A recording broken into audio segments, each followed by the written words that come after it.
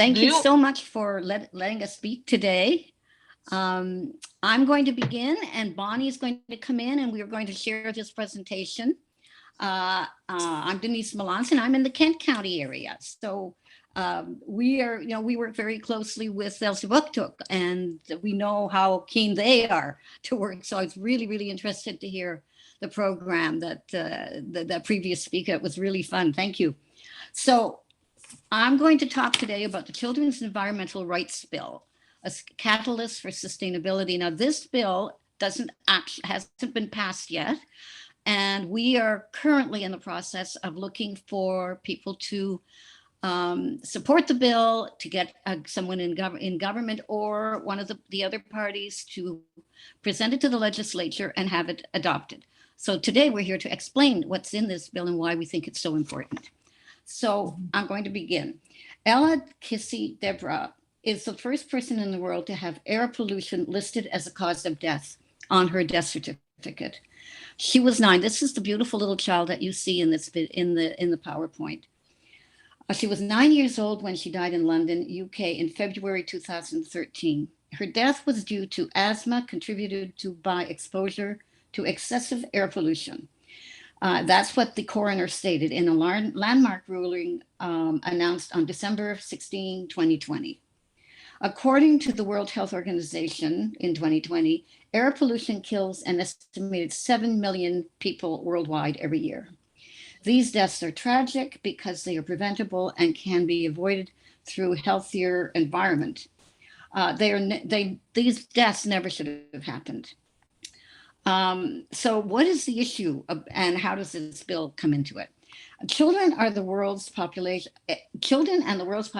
are suffering and dying from the effects of global environmental disruption, pollution, and climate change, according to WHO, UNICEF, and the Lancet Commission of 2020. They also stated the ecological damage unleashed today endangers the future of children's lives on our planet, their only home.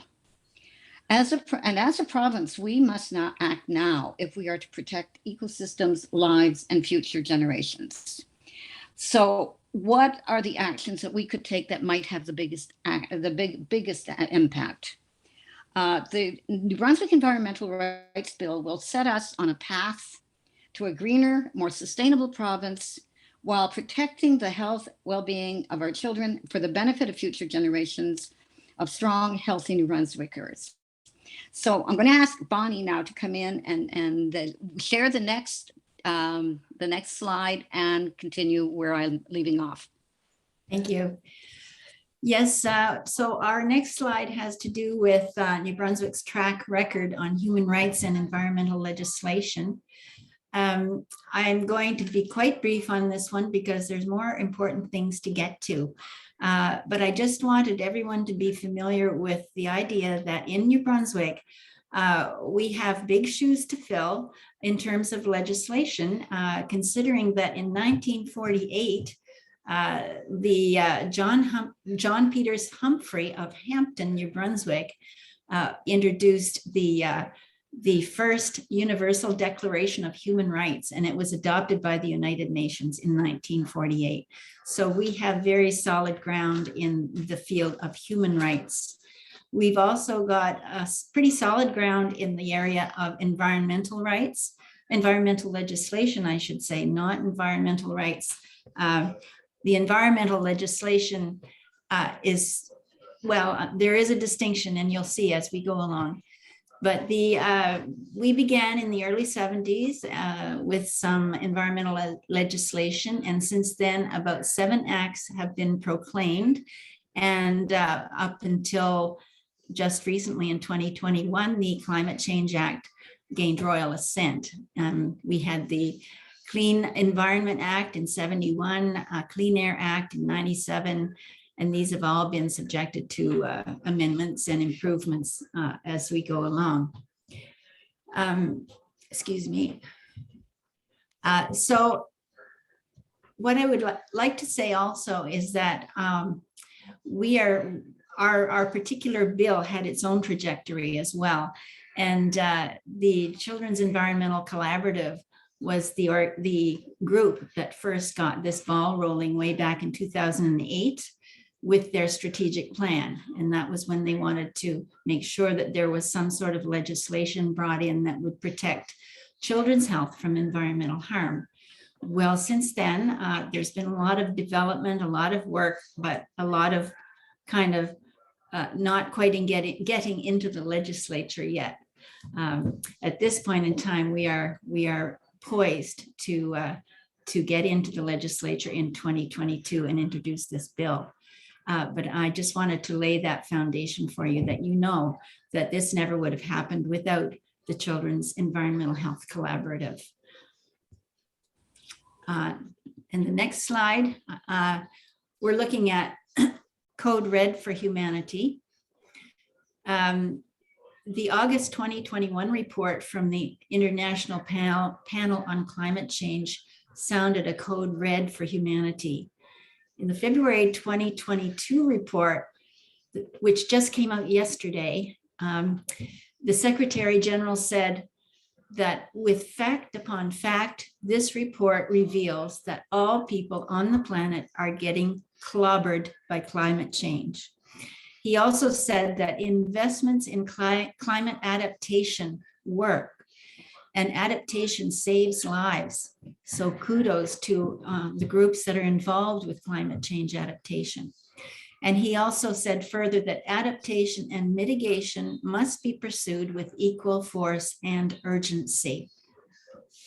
Now there's a video that he made, which was extremely powerful, and I have the link here, but you can request the link if you wish, or I can put it in the chat afterwards. Anyhow, we would just like to make that point that the IPPC is certainly on the same wavelength as our own humble groups here in New Brunswick. The next slide, please, is why children? Why is this bill targeted more closely toward children? Even to the point where our preamble of the draft bill says, scientific research demonstrates that children from 0 to 6 and the unborn child are much more vulnerable than adults to environmental harm. That is our starting premise right there. And we're very fortunate to have a Canadian environmental lawyer in position as the United Nations Special Rapporteur on Human Rights and Environment. David R. Boyd, when he looked at the type of environmental harm that affects children's rights, he came up with these categories. First would be air pollution. And just imagine, this is a very sweeping group of harms, but it covers everything: air pollution, water pollution, climate change, chemicals, toxic substances and waste, and the loss of biodiversity and access to nature. So this is what our children today are coping with. And as the Lancet, the WHO UNICEF Lancet Commission said in 2020, they basically presented their case for placing children at the heart of sustainability and our shared human endeavor. They said the health of children and their future are intimately linked to the health of the planet. And as well, New Brunswick signed on to the United Nations Convention on the Rights of the Child, which recognizes children have rights and freedoms that need to be protected. Now, some of the more detailed reasons about focusing on children. Firstly, is that our children today will inherit this earth. They must restore and repair the earth's degraded systems in order to have a livable planet for future generations. A lot of our information is not, is rather hard to hear. But secondly, we're saying that children are born pre-polluted. Studies have found over 200 industrial chemicals in infant cord blood, and some of these injure the developing brain of the child in utero. And pregnant women who are exposed to climate change are affected very much and pass this on to their children.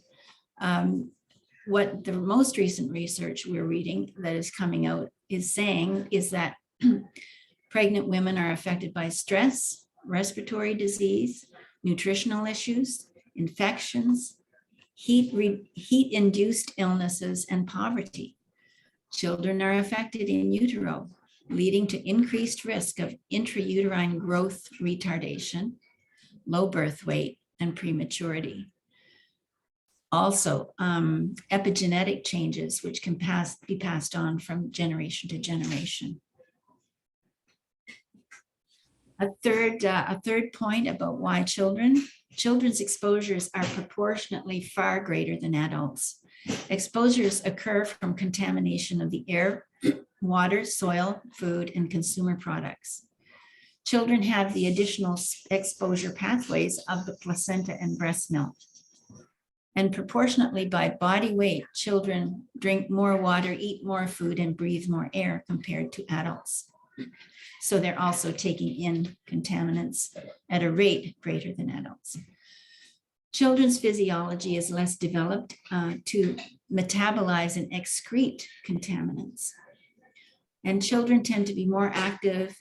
They tend to explore the environment orally and play lower to the ground where contaminants settle. In New Brunswick, some industrialized areas have pollution levels that exceed allowable limits, resulting in toxic effects that harm children disproportionately. Effects such as stunted brain development, reduced lung function, and the onset of asthma. This is from WHO in 2020. Exposure to air pollution can also set the stage for problems later in life, such as cancers, respiratory diseases, cardiovascular diseases, and stroke. Over to you, Denise. Okay, thank you, Bonnie. I'm going to talk now, if we go to the next slide, talking about biodiversity. The variety of, and the definition of that is a variety of life, the number and complexity of species, either within an ecosystem or on larger spatial scales. Biodiversity is essential for robust ecosystem function, and when biodiversity declines, ecosystems degrade. That's from Frumkin, Howard, et cetera, et cetera. Children benefit when we protect biodiverse natural systems. So we really have to imagine a world where children have the right to special protection from environmental harm and the right to live and grow in a healthy, biodiverse environment. So we can make this happen if we start now. So if we move to slide 5, we can talk about the goals and the intent of this act. How does this act actually help us to achieve those goals? In June 2019, the New Brunswick Environmental Rights Caucus brought together 10 environmental and child youth focused groups to work towards the establishment of a child-focused New Brunswick Environmental Rights Bill. That would ensure that all New Brunswickers and future generations of New Brunswickers have the right to a healthy environment. You would think that that's something that already exists, but it actually doesn't in Canada. Sustainable energy groups, so there are many groups that are making these statements. The New Brunswick Child Advocate, Voices for Sustainable Environments, Communities, Conservation Council of New Brunswick, Southeast Chapter Conservation Council of New Brunswick, retired public health nurses, all of these people have come together to work on this project. And the goals are to, one, ensure that the children and therefore all New Brunswickers and future generations have the right to a healthy environment. Spell out government's duties to protect New Brunswickers' environmental rights. And third, ensure all New Brunswickers have access to necessary environmental information and be able to fully and meaningfully participate in environmental decision-making. And 4, provide mechanisms for New Brunswickers to obtain legal remedies to prevent or to redress environmental harm.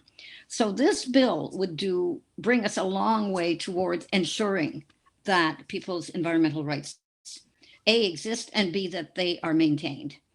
Our guiding principles. Can we have the 6th slide, Sadia? Sadia? Okay, yeah, thank you. Our guiding principle is the primacy of the child. As you know, as Bonnie explained, children and youth will inherit the earth and that we leave them.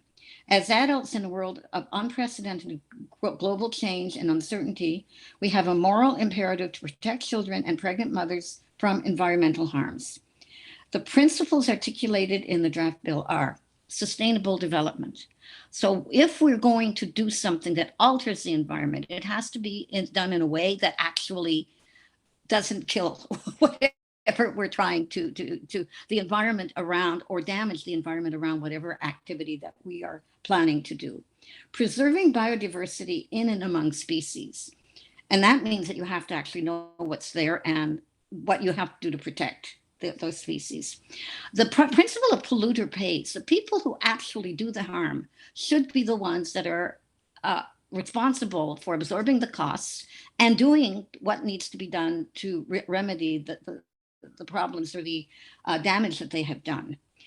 And the precautionary principle, and that's really, really important. The principle that where there are threats of serious, irreversible damage to the environment, lack of full scientific certainty should not be used as irreversible as a reason for postponing action to protect the environment. So what that means is that because somebody doesn't have absolute proof that something is harmful to the environment or to the people in that environment, is not enough of an argument, is not a valid argument for allowing whatever you want to do to go ahead. If there's reasonable proof or reasonable evidence that this is going to be harmful, then you have an obligation not to do it if it's going to be harmful to people. So that's really a significant part of this. Environmental justice. The principle that there should be a just distribution of environmental benefits and burdens among New Brunswickers without discrimination on the basis of any grounds prohibited in the Canadian Charter of Rights and Freedoms. That means race, religion, social status, social class, none of those things. If something is going to happen, you shouldn't be deciding to do something really harmful in an area where poor people live, as opposed to, say, like a neighborhood. I'm thinking of Montreal because I lived there for years, but nobody's going to go into Westmount or Outremont and drill gas wells there. So there's a kind of inequity that often exists in how and where things get developed and where harms are created. One of them is intergenerational equity, which means that we have to not just think about what's good for us today, but what's going to be good for the next generation and the generation after that. And that the children who are sort of the current generation of youth have no power really to act on their own behalf in many, many ways. They're not, there's nothing that protects them in the law and they have no voice. So that we have to have something. And this law would actually provide this kind of protection for children. And public trust. The government has a responsibility to preserve and protect the collective interests of the people of New Brunswick in the quality of the environment for the benefit of present and future generations. So that this bill helps to ensure that public trust. There are mechanisms in it that make government pay attention to these issues. And if we go to slide 7, Sadia, the question is why do we have to act now? Well, I mean, I think what we know is, as Greta says, our house is on fire. We have to act now. That was at Davos 2020 conference. Greta puts all of us to shame. We have stolen her future and all the children's futures if we don't act now. We are literally running out of time. And I mean, there was another announcement this week that's alarming in its scope, that's saying, well, we've already sort of crossed so many thresholds. It's really, really we don't have time to mess around anymore. And I think New Brunswickers are ready to take a stand. Over the last decades, New Brunswickers have been staging demonstrations on the grounds of the legislature on a host of environmental issues, and the crowds are getting larger. And to battle COVID-19, the COVID-19 virus, we stepped up to say we are all in this together. We want and need to make our world a better place for our children and future generations. And now is the time really to reimagine New Brunswick, how it could be, to create a better than normal recovery plan that makes New Brunswick safer, healthier, and more resilient to future pandemics. The pandemic has highlighted our need to be able to grow more of our own food. We need to be more independent on our food security. We need to do it sustainably with environmental protections. And the third really good thing, promising thing, is our government has been recently using a collaborative all-party approach to problem solving. The All-Party Standing Committee on Climate Change and Environmental Stewardship was the first of its kind in Canada. And it's really very encouraging to all of us, it should be, that they know that this isn't politics as usual. And on slide 8, can we go to the next slide, Sadia? Thank you. The governments of 155 nations have recognized the right to a healthy environment in legally binding instruments. And the national and or international level, according to Dr. Boyd, he's making the point that this is already there. It exists in law. We need this. This is something that has been recognized as a fundamental human right. This list does not yet include Canada, but there is hope because our federal government has introduced a bill, Bill C-28, strengthening environmental protection for a healthier environment. And if this bill becomes law, Canadians will have the right to a healthy environment. Across Canada, 174 municipal declarations have indicated their support for the right to a healthy environment for all Canadians, including 5 municipalities in New Brunswick: Sackville, Bertrand, Beresford, Gagetown, and Tracadie. And Boyd's research found that some of the benefits of recognition of the right to a healthy environment included stronger environmental performance, which means cleaner air, safer drinking water, smaller ecological footprints, stronger environmental laws and policies, improved implementation and enforcement of those policies, greater citizen participation in environmental decision-making, increased accountability, reduction in environmental injustices, such as environmental racism. So something that Dr. Boyd wrote in 2018, but there's more and more evidence that when we protect the environment, seriously protect the environment with a view to keeping people healthy, things get better. So if we remember Ella from our first slide, she was the one of the casualties of society's inadequate regulations around air pollution. We don't doubt that we have experienced similar tragedies in New Brunswick. In a global study, researchers from Harvard, in collaboration with researchers from 3 British universities, studied global mortality caused by pollution from fossil fuels. Deaths from fossil fuel air emissions are higher than previously thought. A total of 8 million people worldwide died in 2018 from fossil fuel-related air pollution. Fossil fuel emissions accounted for 18% of total global deaths in 2018, almost 1 in 5 deaths. Regions with the highest concentration of fossil fuel-related air pollution, including Eastern North America, have the highest rates of mortality.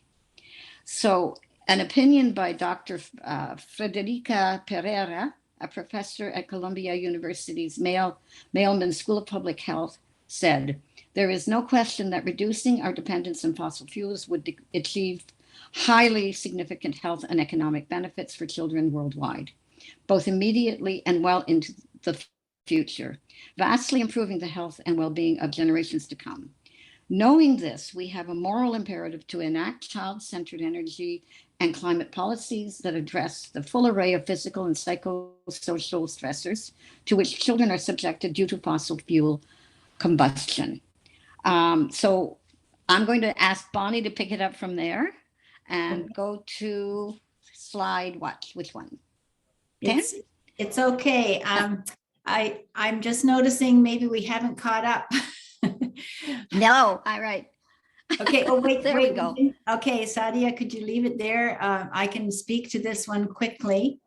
This one is to do with the recognition that, okay, there's a decision by the UN, in other words, that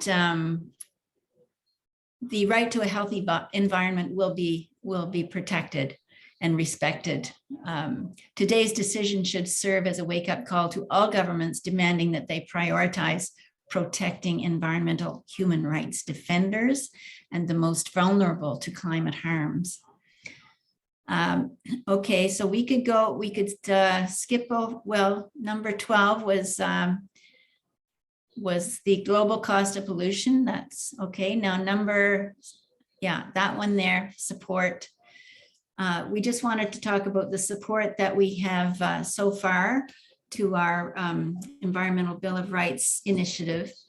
And currently we have more than 20 organizations across the province supporting our Bill of Rights. We aim to increase the number of Canadian and international groups, corporations, professional associations, and individuals who will support this effort, not to mention the number of provincial groups. We have support from some influential Canadian associations like the Canadian Association of Physicians for the Environment and the Canadian Association of Nurses for the Environment. And we have Climate Reality Canada. And most recently, we received endorsement from the New Brunswick Nurses Union. We have a number of environmental groups that have signed on their support, and our previous supporters that helped all the way along the way since probably 2010 or 2011, that era. We owe a debt of gratitude to people like East Coast Environmental Law, for sure, the New Brunswick Child and Youth Advocate, because they helped us write the first version, which was launched in 2014. It was specifically targeting children. And we owe gratitude to Rafi Kavukian, the founder of the Rafi Child Honoring Foundation, and celebrated children's singer. Eco Justice Canada, East Coast Environmental Law, Canadian researchers, Linda Collins, who's an environmental rights lawyer at the University of Ottawa, etc. So my main message, though, from this slide is that your collaborative was the group who started this initiative, and we think that you can finish it. The idea of pushing for legislative action was identified in your strategic plan of 2008. The research is done, the facts are in, and the conclusion is solid. The world needs bills like ours. New Brunswick can do this. We are now presenting the research and the facts to all our political parties. They are all aware of this bill and have even agreed to a few meetings with us. Some of them have. We are currently reaching out to our Indigenous communities province-wide to ask for their recommendations on this bill. So you can imagine how thrilled we were that Samantha was presenting just before we were. It's like hand in glove there. So we'll hopefully be in touch with you soon on this. And any other Indigenous people who may be attending the conference or have an interest, please feel free to contact us. We do need your perspective very, very much. And I'm wondering how many organizations are represented in the room today, virtual room. We're asking for the support and endorsement of all of your workplaces and volunteer organizations to get this bill enacted in 2022. So here are some simple steps. First of all, your collaborative works in teams, as I recall. I was on team policy for many years. And if you formed a team specifically for this bill, you could generate a lot of activity for the bill. You could just go to our website and search NBEN for the Environmental Rights Caucus. You could download our 3 tools or educational tools. We have the bill itself. We have a briefing note, which gives everyone all they need to know about Environmental Bill of Rights. And we have a PowerPoint presentation. So if you could familiarize yourself with the content of these tools and then distribute these materials to your decision makers and policymakers, and finally ask for a meeting to finalize the support of each and every one of your organizations. Just imagine the difference that would make in the support all around the province for this bill, which really is a bill that would benefit each and every living thing in this province. And it would certainly be a recognition of the Indigenous communities who were here long before we were. We do have some examples of endorsements received to date. Next slide, please. Sadia? Sadia, are you going to show our next slide? The one with Edith Doucette. Yes, okay, good. All right, this slide is from Edith, or this endorsement is from Edith Doucette, who is a retired clerk of the Executive Council Office. And as well, she's a passionate proponent of early childhood development. I want to read her endorsement because it may resonate with most of you. Early childhood professionals have known instinctively about the benefits of getting children out in nature and the relationship between time in nature and happier children. We need to preserve these wild spaces in all their biodiversity. We need to make science-based decisions that keep all New Brunswickers safe and healthy. All children have a right to a healthy environment and should be able to live their lives free from the effects of harmful chemicals and pollutants and be protected from environmental and health risks. For the benefit of present and future generations, we need to ensure that our children and grandchildren will have clean air, clean water, safe and healthy food, safe consumer products, and a stable climate in which to live, play, grow, and become resilient to future challenges. And as she says, I strongly urge government to pass the New Brunswick Bill of Environmental Rights, an act to protect children, all New Brunswickers, and nature.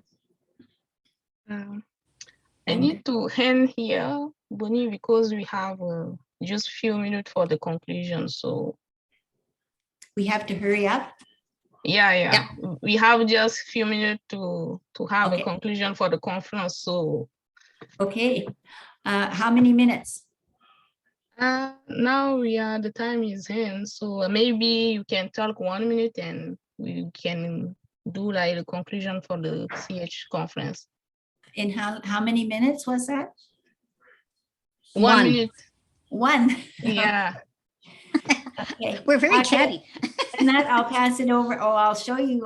We can show them the next 2 endorsements. One from Philip Landrigan, the pediatrician that took the lead out of gasoline, got that campaign going way back in the 70s, I think it was, to get the lead out of gasoline. Yeah. Just fast because we have like okay. And all we have to add, I would Yeah. just like to say that, New Brunswick has won really huge victories in our determination to protect our natural world and all the people living and other creatures that live here. And we did it by working together, we relied on science and knowledge to do it, and we never gave up. We wrote letters to government, we engaged media, we influenced our political parties to achieve our goal. This is what we have to do for this bill, to make sure that everybody knows about it and that they can support it. And we thank you for listening to us. Thank you. Thank you very much, everyone. Any questions, you can send us an email through Sadia. Yeah.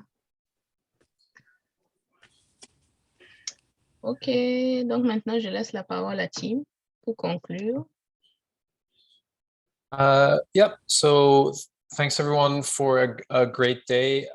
We did come short on time there, so we're going to try to integrate some more networking pieces into tomorrow, because I realize we're running late. But I think there was some great food for thought, and we've had Annika working kind of quietly in the background, illustrating, kind of doing some graphic recording. I think I'll start there. If Annika, you can share your screen so we can see visually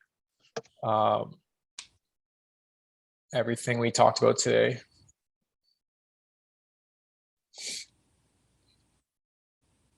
I just need 1 minute, so you can keep talking and I will share the screen. I mean, what I can say, my main reflection is that there's a lot of, like, we do a lot of work here at the NBN on different subjects, and I see when we do conferences like this, what I really see is the overlap and the kind of the common threads. So when we're talking about the children's environmental health, a lot of it comes down to education, and both in the classroom, outside the classroom, and then at home. And it's connecting them as well. We have a conference in 2 weeks with our Sustainability Education Alliance that's going to be looking at learning outside and how important that is to like we heard about today, to create that connection with nature at an early age, so that our children become lifelong stewards of the environment, and really so that it has meaning, you know, for them. So I think that was the most important thing for me, to see how it's all connected. And as we move into tomorrow, we'll be looking more specifically at some of the great outcomes that have come out of the pandemic. There has been some positives, in fact, of having our children live through this, but also some downsides. We'll be looking at that. And we have a great talk as well from Dr. Britt Way, about eco-anxiety, which is, you know, definitely part of our lingo now, and something both as children and adults, as I think we're all experiencing. So she'll really dig into that. Tu prête, Annika?